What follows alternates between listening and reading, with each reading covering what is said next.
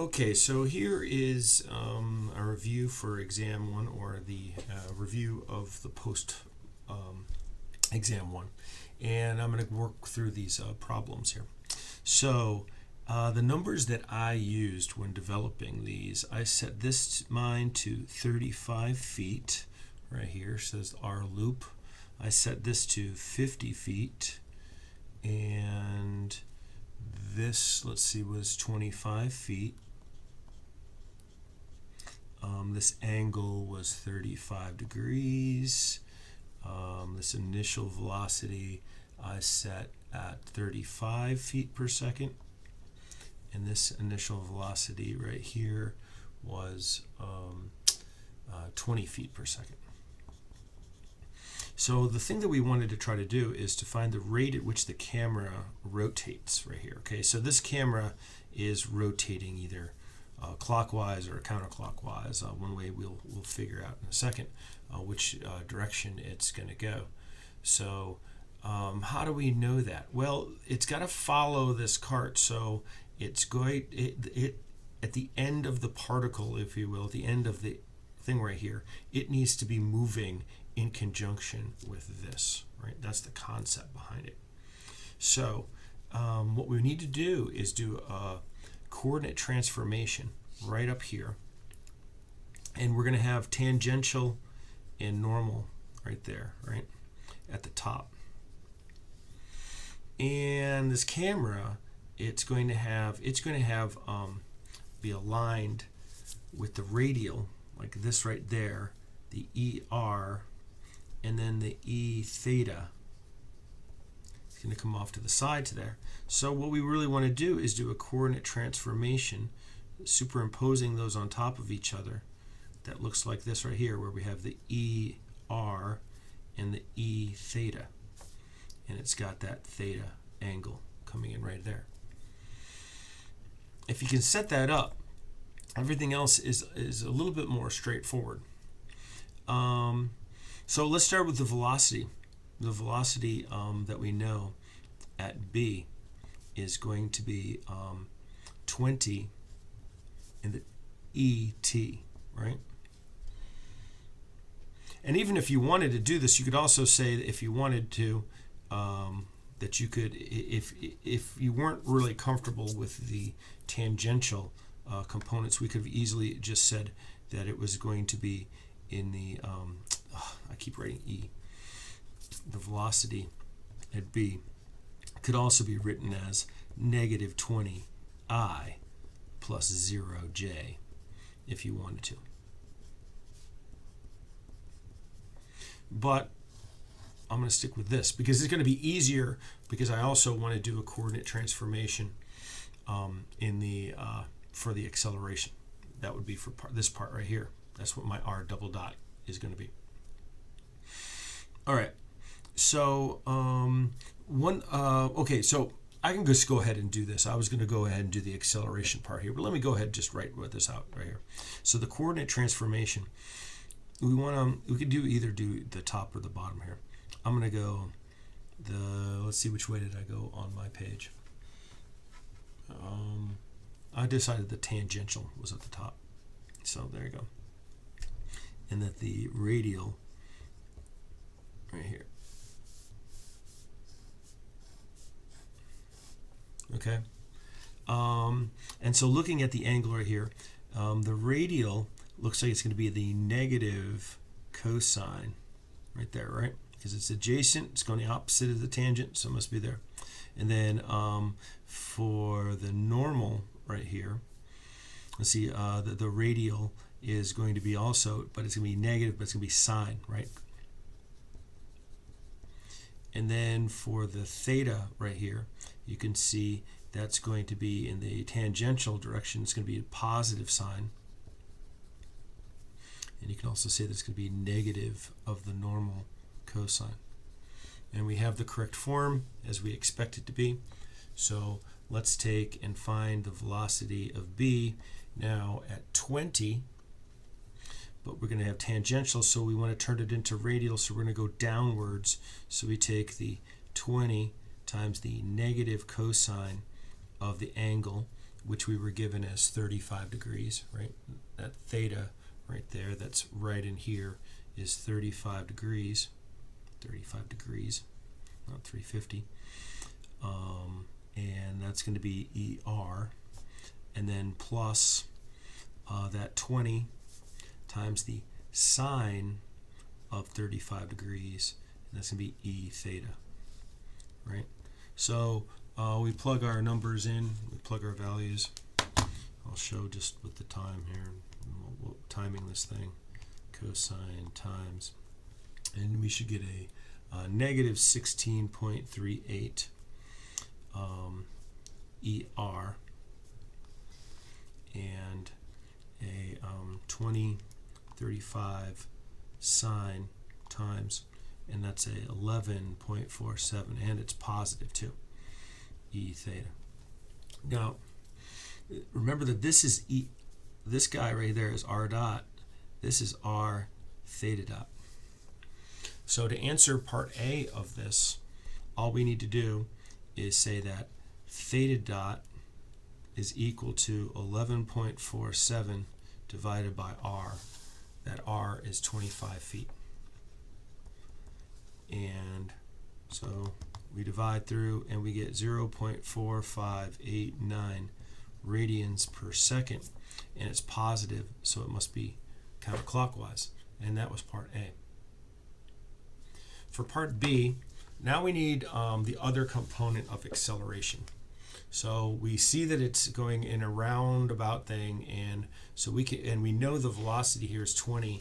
So what we could do is we could find the normal acceleration right away. Is the velocity squared rho. And if I was taking this exam, I would just write that down, right? That was because I knew that. So at least I would write that down on the paper somewhere so I got some points for it. And the radius of this was, did I say it was 35 feet? I think I did. 35 feet. Let me double check that that's what I used. Yeah, 35 feet for my loop-to-loop. So writing down that would be at least showing that I recognized at least. And so here I got 11.43. Is it the same thing? Yeah, 11.43 feet per second squared. The tangential acceleration now is a little bit more involved, right? It is slowing down from right here to right here, and it's slowing down at a constant rate, having slowed at a constant rate. So to be able to get the tangential acceleration or deceleration between this, we could treat this as if it's sort of like a straight line. So we need the distance from here to there. Well, that's just going to be this distance plus the arc right there. So I'm going to find what that is, and I'll call that a delta S. And that's going to be my 50 feet plus pi times the radius, which is 35. So I'm able to find that, and I think my pi times 35 and the 50, and I find that I get pretty much 160 feet is going to be my is the distance that is traveled. And in order to get the tangential acceleration, when we have two different velocities right here, and two different velocities and a distance, we could say that's delta S right in there. We could say that the thing went to 20 and it started off at, what did I say, 35 for using my numbers, plus 2. This acceleration, I'll even put a little t in there for tangential, and 160. So my tangential acceleration is therefore going to be 20 squared minus 35 squared, and divided by 2 and divided by 160, and I get a negative 2.578 feet per second squared. So what does that really mean? Well, up on here it means that it's accelerating this way, and then the normal one is accelerating that way right there. So if you were going to write out the acceleration, it would be negative 2.578 ET plus, and this one right here, and that's 11.43 EN. Boy, it took a long time for that email to go through. Oh, I need to get onto my office hours, so let me pause this right here. Okay, continuing on here. So now that I have this, I need to use the coordinate transformation again to be able to figure out what my acceleration is going to be in polar coordinates. So I change my polar coordinates here, and I'm going to go tangential down and normal over. So let's see, I'm trying to keep that on the page at the same time. And so a negative 2.578 times my negative cosine of 35 degrees, that's the E tangent, and then plus my negative 2.578 times my sine of 35, and that's the, did I say tangent? I meant radial. Sorry, I did that other one because I just caught myself. There was theta. All right, and then we have 11.43 times the negative sine of 35 degrees, and that's an ER, and then plus my 11.43 times negative cosine at 35 degrees, E theta. And now I collect my terms, and so that's going to be 35 cosine times, right? So that's negative and negative, so that's positive. This one is 11.43, and then the sine of 35 times, but it is negative. Let's see, I gotta flip that around here and add it, and I get a negative 4.44. And let me double check my thing, make sure I didn't do any math errors right there. Yeah, I get about that, and it was negative. And then I'll do this other one right here, which actually isn't necessary for to answer the problem, but I continue. I'm going to be complete. And so I have a negative 2.578 times the sine of 35, and then I have 11.43 times the cosine of 35, and that's negative 2, right? So it combines to a negative 10.84 E theta right there. So now I know that this guy right here is going to be R double dot minus R theta dot squared. And then this one is going to be R theta double dot plus 2 R dot theta dot. So I can find that R double dot. So I want to say that R double dot is going to be equal to negative 4.44 right there, plus my R, which is 25 feet, right? 25 feet.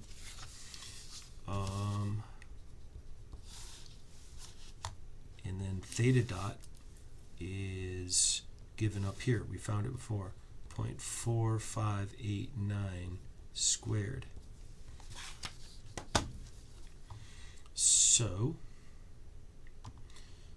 25 and 0.4589 square it times, add it, and I get that it's 0.8206, right? And these should be feet per second squared.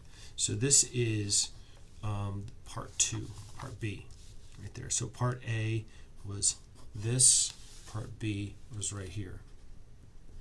And then I I also asked as a bonus question, I wanted to get theta double dot. Well, that means that you would say that I could write this out as this right here, and you say negative 10.84, but this is going to go on the other side, so it's going to be minus 2 times my r dot, which I found up above, which was a negative 16.38. And I theta dot, which I found up here, was 0.4589. And divide that whole thing by r right here, r25. And I believe you will get, there's negative right here and there's a negative right there, so we can't be certain that it'll come out negative. 16.38 0.4589 times 2 times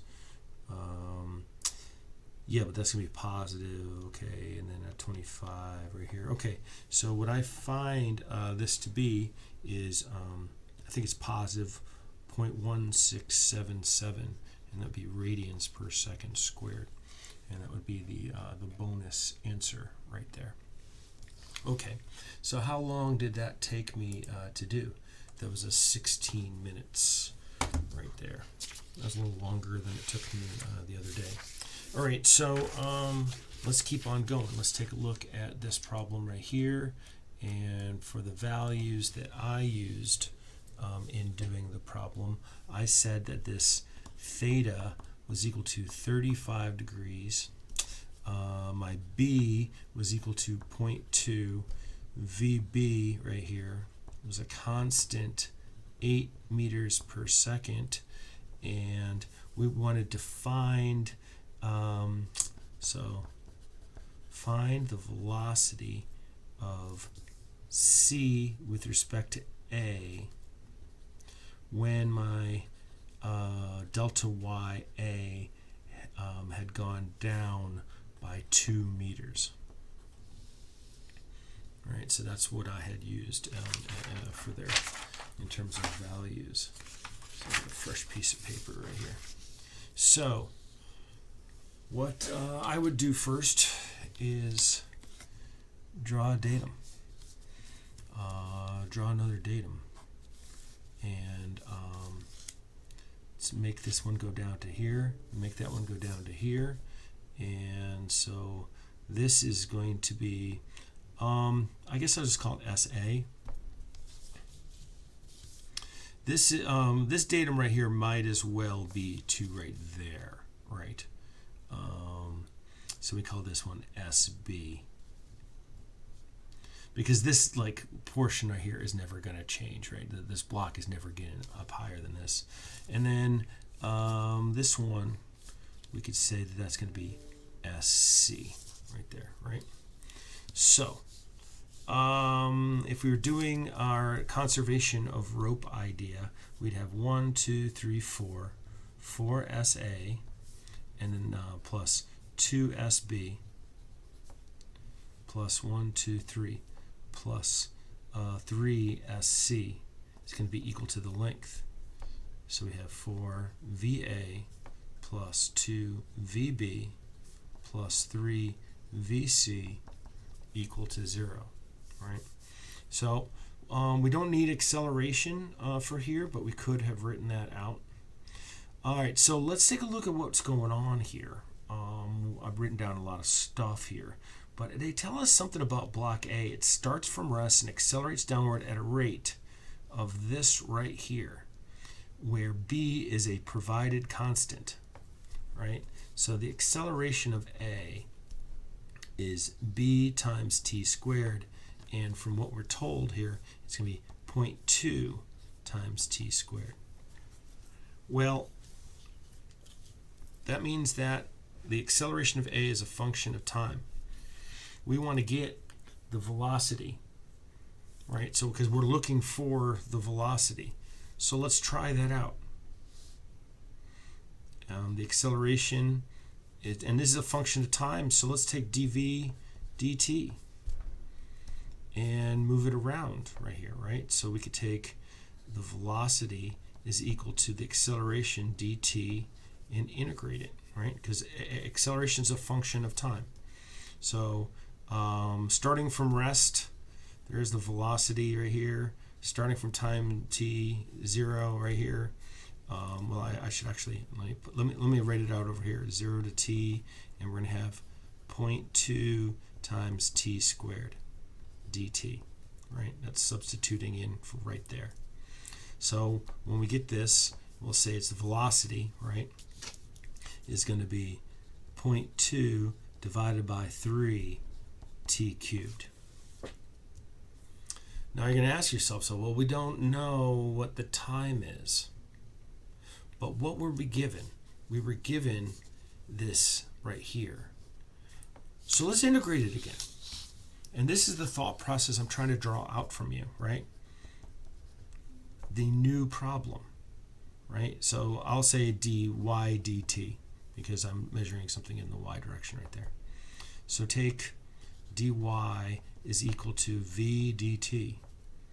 Integrate it from 0 to, well, we could integrate from the, I'm going to keep it as a variable right here, but there's my y, right? And in between there's going to be the delta y, and this is going to be from time 0 to t right here. So let's substitute right in there. 0.2 3 t cubed dt 0 to t. What is that going to be? It's going to be y is going to be 0.2 divided by 4, or 12 right there, t fourthed. So at what time does that equal to? T is going to be 12 times 2 divided by 0.2, take the fourth root of the thing. So 12, 2 times 0.2 divide, put that up there, and then in this calculator I just use that right there. 3.310 seconds is when that is equal to 2, right? So when we get, so what's the, okay, so what is the velocity then at that time? Right here. So the velocity, and this should be the velocity of A, right? We should remember that these are all about what's happening to A. So we could say 0.2 times 3, divided by 3, t cubed, 3.310 cubed, right there, 3. 0.2 times 3 divided, and I get that it's 2.417 meters per second, right? And it's going down. We know that it's got to be going down. So now we have this velocity. We were given that this was a constant. Now we can find what the velocity of c is going to be. So plugging in to that equation up above, 4 times the velocity of A, right, is 2.417 plus 2 times the velocity of B, which we were told was constant at 8, right there, and then plus 3 times the velocity of C equals 0. We get a velocity of C is, and it's going to end up being negative from this, but we recognize that, like, you know, that just means that it's coming in the opposite direction of this right there, which was what we expect. We expect it's going to go up, but both of them are going down. C has to be coming up. So even if you didn't have like the signs onto the right thing, 8.551 meters per second. So we could say that the absolute velocity is 8.551 meters per second, and it's coming upwards at the angle 35 degrees. Now the thing I wanted to also incorporate was relative motion, because that's why the question was asked as find the relative velocity of block B with respect to A. Right, so we want to find velocity of C with respect to A. We know that's going to be velocity of C minus the velocity of A. The velocity of A, I should put that C right there. Velocity of A, we just established up here, was going to be equal to 2.417 meters per second down. So I should really break this into components. So VC, if we're going to talk about I and J right here, is going to be 8.551. Oh, it's going to be negative 2, right? Because it's going to the left, times the cosine of 35I, and it's going up, so it's 8.551 times the sine of 35J. And you see how I'm writing it at an angle. That's why I use engineering paper for things. Velocity of C right here is going to be 8.551 35 cosine times, right? So that's going to be a negative 7.005 I plus 8.551 35 sine times, right? So we get 4.905 J meters per second. So if you want the, and I could also just write this as equaling 2.417 negative J, right, meters per second. So if you want this right here, we say VCA is going to be negative 7.005. Right, that's just going to be the I because there's nothing here to subtract out.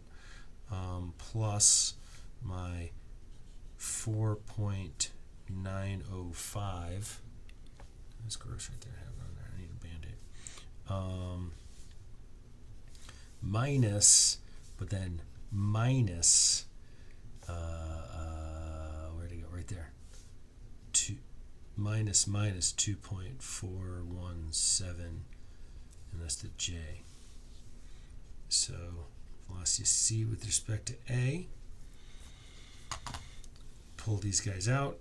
Negative 7.005 I and 2.417 7.322 J meters per second. And I do believe I asked for it in angle and quadrant right there. Magnitude, angle, and quadrant.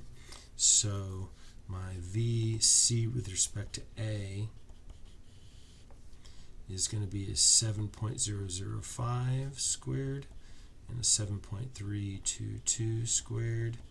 And so I get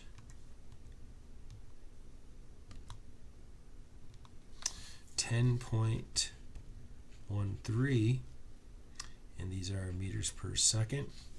And the angle of this, C with respect to A, is going to be the inverse tangent of 7.322 divided by 7.005. 7.322, 7.005. We'll take the inverse tangent, and we find that it's 46.27 degrees. So as an answer, VC with respect to A is equal to 10.13 meters per second. Moving up, and let's see, double check. Negative, positive, yep, that direction right there, 46.27 degrees. So that's part A.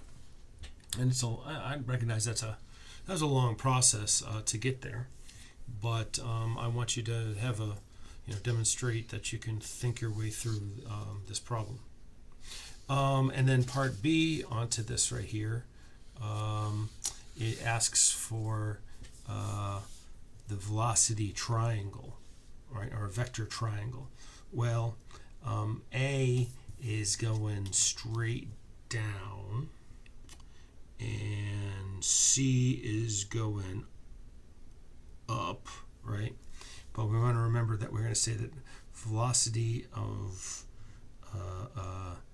C is going to be equal to the velocity of A plus the velocity of C with respect to A, right? So when we draw that thing out, I think I wrote it. I think I left it out. Okay, let me double check that I get this right. Yeah. We had velocity A coming straight down, right? Velocity A, and then we had so now we need to add to that the velocity of C with respect to A, right? I'm trying to figure this out here. 1 second. Let me pause just for a second as I'm arguing in my head here. I lost my mouse. Where'd you go, mouse? There you are. Okay, so this is right here is going to be the velocity of C with respect to A. Here's the velocity of A, and so right here is going to be the velocity of C, right there. That was the basic idea that I wanted right there, right? So you can kind of see this is close to a 45-degree angle. This is a little bit less. This thing could probably, because the velocity of A was actually significantly smaller, probably would look better or more exact this way right here. But this is what I had in mind, was that we were going to have, here you go, velocity of C, and here's the velocity of A. I wanted to see a vector triangle of these right there. All right, so where are we at? We're at the 31-minute mark here. All right, so the last problem here, we're doing a golf thing here with Jordan Spieth, and the values that I used were delta x is equal to 30 feet. Right, so there's 30 feet coming this way. Delta y was 10 feet. And his club was a 55-degree sand wedge, or at least the trajectory out of the sand was 55 degrees. So what we want to do is a standard type of maneuver here is to say that in the x direction, we take the original of this times the cosine there, right? And then also VOY, the sine theta. And in the x direction,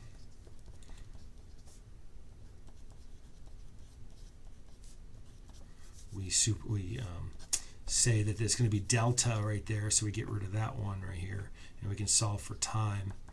And we can say x over VOX, which we also know is going to be x over VO cosine. In the y direction, we have y naught plus VOY times time minus 1/2 g times squared. Let's substitute in this for the time. We can also get rid of that YO because we were saying delta y right there. So we have y is equal to, oh yeah, we're also substituting for this right in here at the same time. So we say VO sine of theta, x over here, VO cosine of theta. We know those are going to go away. We know that's going to turn into a tangent of theta, minus 1/2 g, and then for the t squared, we go x squared, VO squared, cosine squared of theta.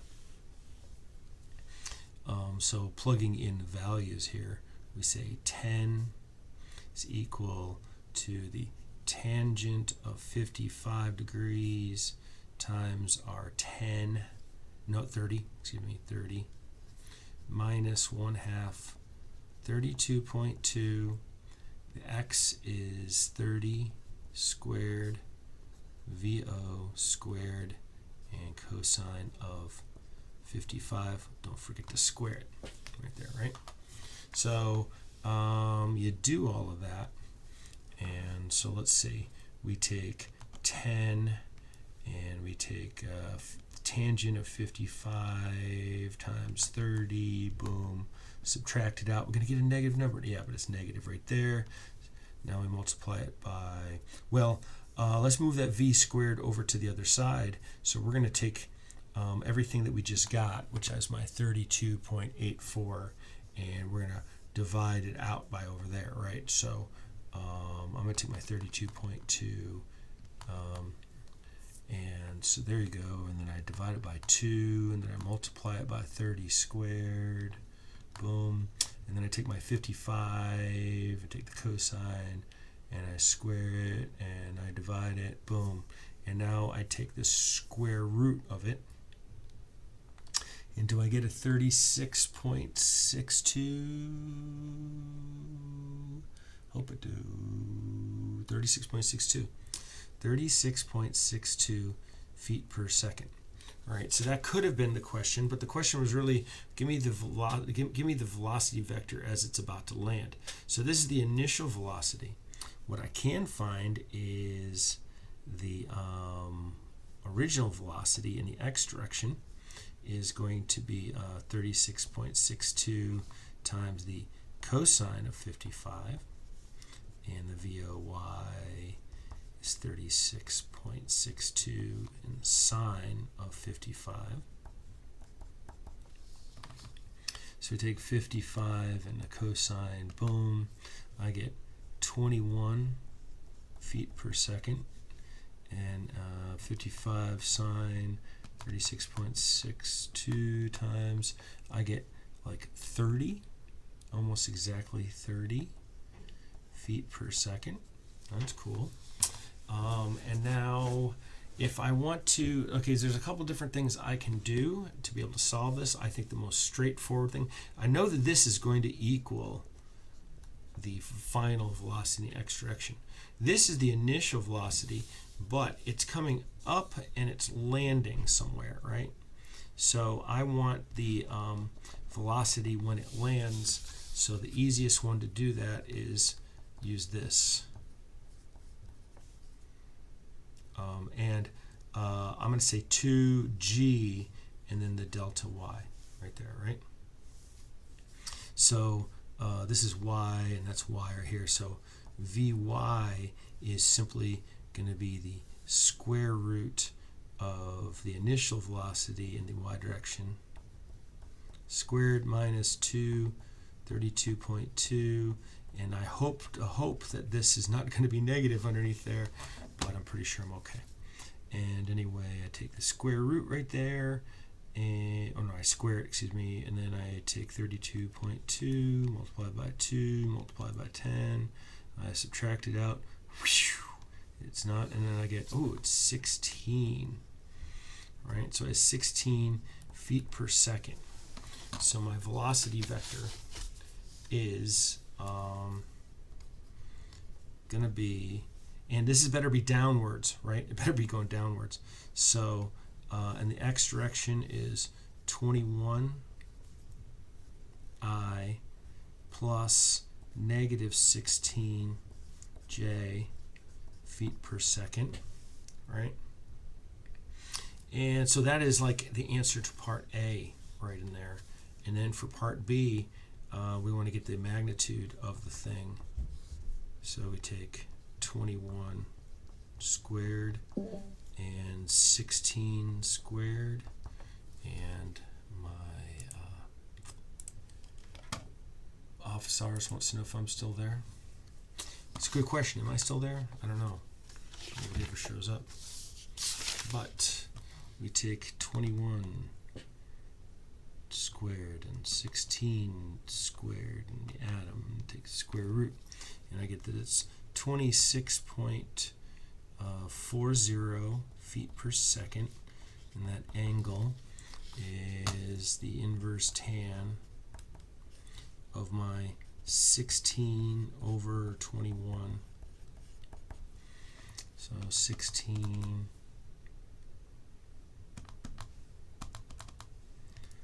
21, I don't need to put the zeros in there, inverse tan, and I get 37.30.